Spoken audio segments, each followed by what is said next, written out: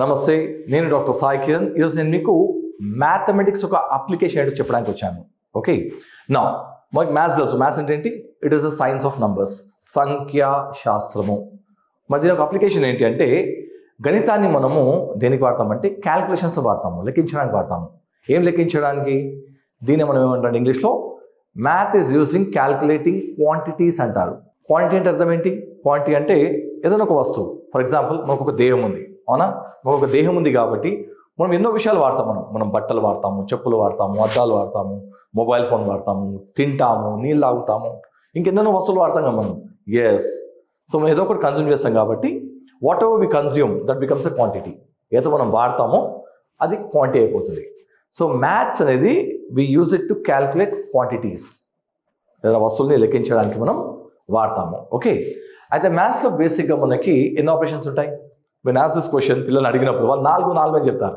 అదేంటంటే వాళ్ళు కూడికలు, తీసివేతలు, గుణకారాలు, భాగాలు అని చెప్తారు. Okay, addition, subtraction, multiplication and division అని చెప్తారు.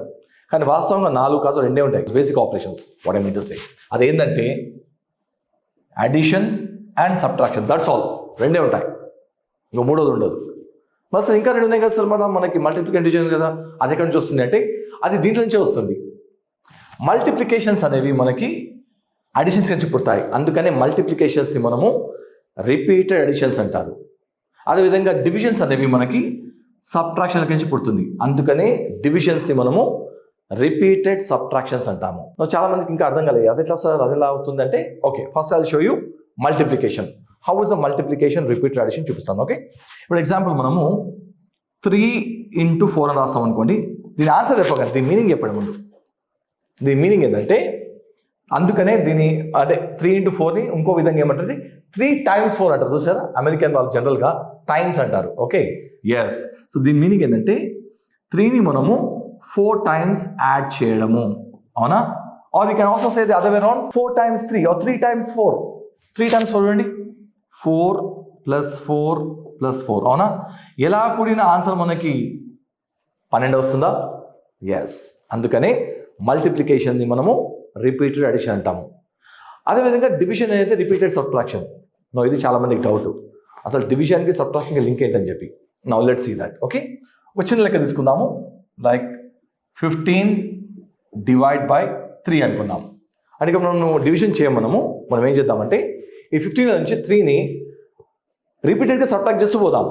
అంటే ఎప్పటిదాకా మనకు 0 రాదు అప్పటిదాకా సబ్ట్రాక్ట్ చేస్తూ పోదాం. Okay, let's do it. Okay, first 15 - 3 ఎంత? మనకి 12 వస్తుంది, అవునా? ఇప్పుడు 12 - 3 ఎంత? మనకి 9 వస్తుంది, అవునా? 9 - 3 ఎంత? మనకి 6 వస్తుంది. 6 - 3 ఎంత? మనకి 3 వస్తుంది. లాస్ట్లో 3 - 3 ఎంత? మనకి 0 వచ్చేసిందా? ఇప్పుడు నాకు చెప్పండి, మనము ఎన్నిసార్లు 15 లెక్కించి 3 సబ్ట్రాక్ట్ చేశాము? 1 2 3 4 5, అవునా?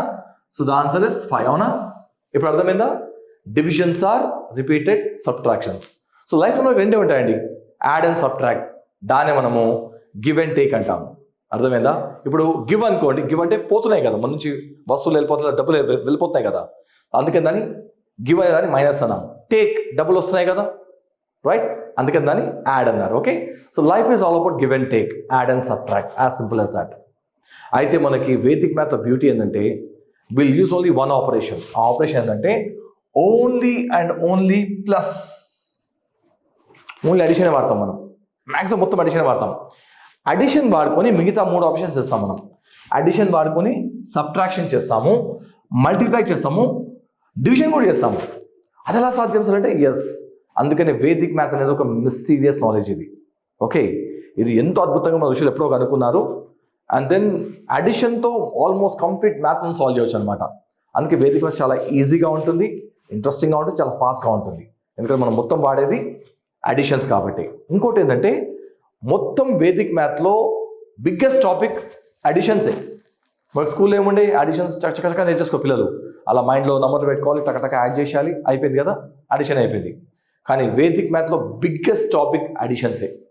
ఒక్కసారి మనకి వేదిక్ మ్యాథ్ అడిషన్స్ అర్థమైపోయిందంటే మిగతావన్నీ ఇంకా సెకండ్స్ అర్థమైపోతాయి మనకి. ఓకే, సో మనకి రాబోయే చాప్టర్స్లో నేను మీకు మన వేదిక్ మ్యాథ్స్ వాడుకొని ఈ 4 ఆపరేషన్స్ ఎలా చేయాలో మీకు నేర్పిస్తాను. శ్రద్ధగా విని నేర్చుకోండి. Thank you so much.